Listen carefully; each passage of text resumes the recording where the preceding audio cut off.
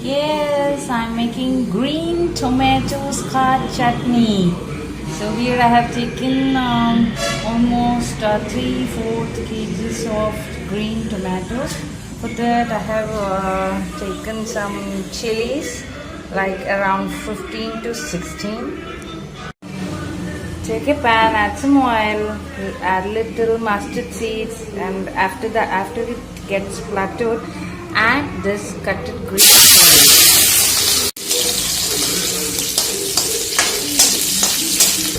Once the green chilies are fried, add this sleeve cutted green tomatoes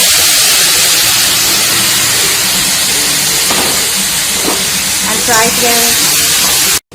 So as you can see, the color is already changed, and yes, only a little more to go. Once it is cooked, we are going to grind it with fresh coconut and jaggery. Grind it well and heat it in a pan, and the chutney is ready.